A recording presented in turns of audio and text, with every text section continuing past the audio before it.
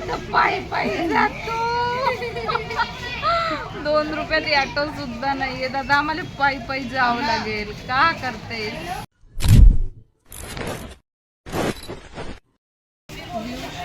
Like, subscribe आणि share पण करा.